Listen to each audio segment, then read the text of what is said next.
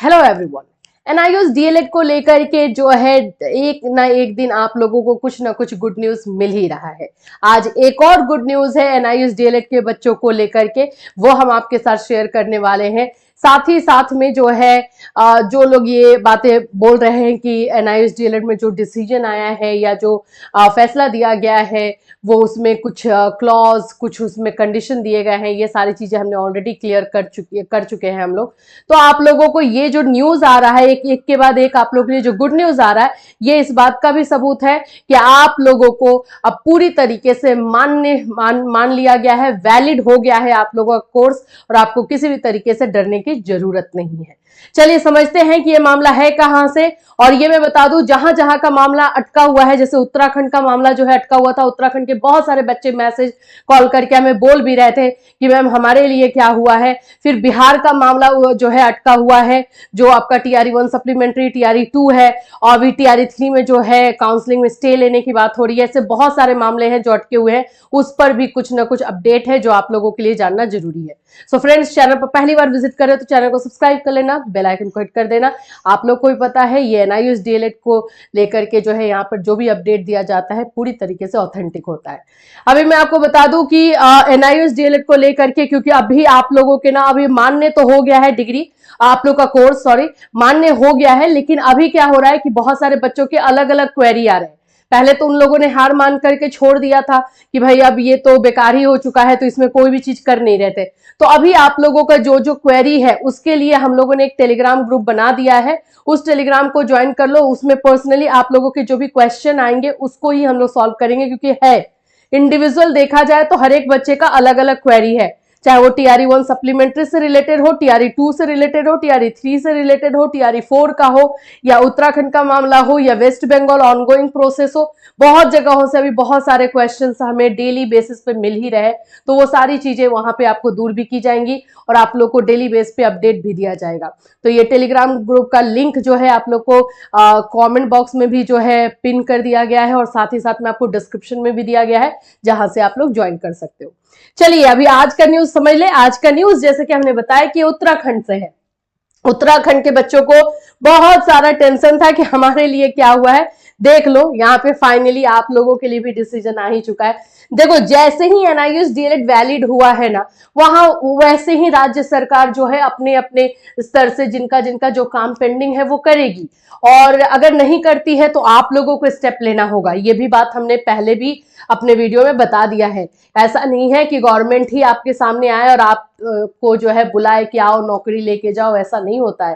तो आप लोगों को भी एक स्टेप लेना होगा, एक स्टेप बचा हुआ है और वो आप लोगों को लेना होगा। चलिए सबसे पहले इसमें देखो, एनआईओएस से डीएलएड पास भी प्राथमिक शिक्षक भर्ती के लिए मान्य। देखो यहाँ पे बाजपुर से ये national institute of open schooling से डिप्लोमा इन एलिमेंट्री एजुकेशन पास भी प्राथमिक शिक्षक भर्ती के लिए मान्य होंगे। सुप्रीम कोर्ट ने उत्तराखंड के अभ्यर्थियों के मामले में सुनवाई के बाद यह निर्णय दिया। इस निर्णय से प्रदेश के 750 से अधिक युवाओं को लाभ मिलेगा।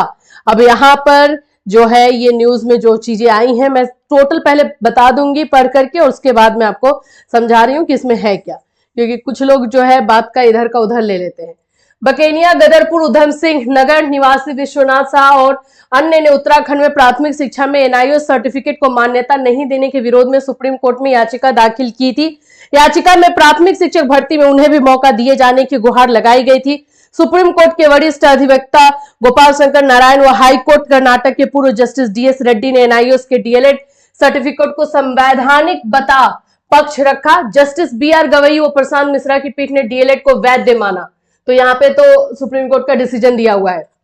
अब आप लोगों के लिए एनआईओएस जो उत्तराखंड से बच्चे हैं उनको, साथ ही किसी भी सरकारी नियुक्ति में आवेदन व प्रमोशन के लिए पात्र भी माना है। उत्तराखंड में एनआईओएस से डीएलएड उत्तीर्ण 750 से अधिक अभ्यर्थी हैं, जिन्होंने वर्तमान में यूटेट भी पास किया है। ये 2020 से प्राथमिक शिक्षक भर्ती में शामिल होने की प्रतीक्षा कर रहे हैं। तो जो लोग वेट कर रहे हैं उनका भी वेट अब खत्म होने को है, और आप लोगों के लिए भी पॉजिटिव डिसीजन आएगा।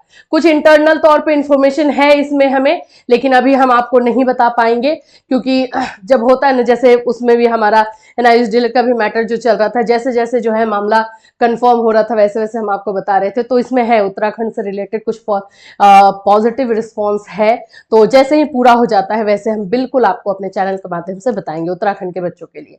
अब बात कर लेते हैं हमारे जो है बिहार के बच्चे हैं, वेस्ट बंगाल के बच्चे हैं, इन सभी का जो है क्वेरी है अपनी जगह पे कि हमारे लिए क्या होगा, क्या सप्लीमेंट्री 2 का क्या आपका जो टीआरई 2 है उसका क्या रिजल्ट दिया जाएगा, क्या टीआरई 1 सप्लीमेंट्री का दिया जाएगा।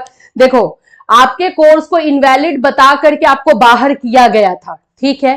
अब आप वैलिड हो तो, और आपने एक बीपीएससी का लेटर भी देखा था जिसमें ये बोला गया था कि अगर, ये मैं टीआरई 1 सप्लीमेंट्री की बात कर रही हूं, कि अगर सुप्रीम कोर्ट की तरफ से कुछ ऐसा डिसीजन आता है तो रिजल्ट पर इसका प्रभाव देखने को मिलेगा, ऐसा आप लोगों को मिला था।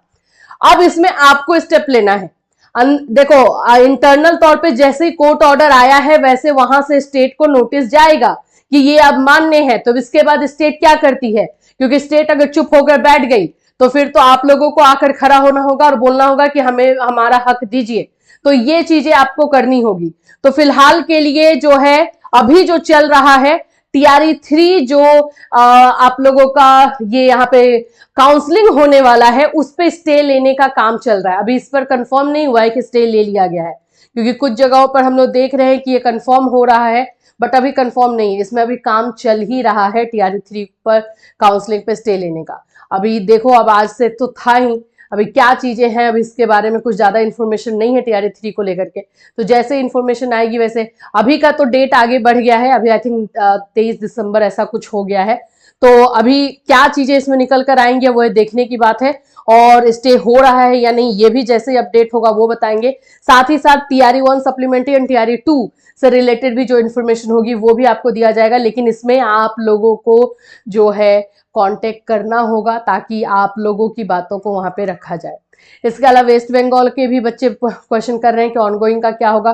तो देखो, अभी जैसे कि हमने आपको अपने चैनल पर इंटरव्यू करवाया था तो उसमें आपने देखा था कि जो कालरा सर हैं, मनदीप सर, उन्होंने बोला भी कि हर एक स्टेट से कोऑर्डिनेटर होना चाहिए और उस तरह आना चाहिए। अभी ये बना भी है या नहीं इसके बारे में भी इंफॉर्मेशन नहीं है, तो ये अभी हम लोग नहीं बता पाएंगे। लेकिन डायरेक्ट मैं बोलूंगी कि इधर या उधर से जुड़ने से ज़्यादा अच्छा है कि डायरेक्ट जो लीडर हैं उनसे कॉन्टेक्ट कीजिए, वही आपको जो है अपडेट दे पाएंगे कि अभी इसमें क्या चल रहा है। और नहीं होगा तो वो लोग इसमें जो है जो कोऑर्डिनेटर और जो भी चीज़ें बनाने की बात हो रही थी वो होगा। सेम चीज़ जो है केवीएस वाले बच्चों के लिए भी है, जो केवीएस में बच्चे सिलेक्ट हुए थे लेकिन उन लोगों को नहीं लिया गया, उन लोगों के लिए भी प्रोसेस सेम है। तो अभी हम लोग जो है इसमें ही जैसे ही अपडेट आता है ना, इसको लेकर के आप लोगों के पास आएंगे कि TRE 1 supplementary, TRE 2 West Bengal ongoing process, और साथ ही साथ में ये पंजाब का भी एक मामला है जिसमें बच्चों को बाहर किया गया था, वहां से भी कॉल मैसेज आ रहा है। और साथ ही साथ ये केवीएस, इसमें क्या चीजें हो रही हैं, क्या अपडेट है, उसके बारे में जैसे हमें पता चलेगा हम आपको बिल्कुल इन्फॉर्म करेंगे अपने इस चैनल के माध्यम से। Till then take care everyone.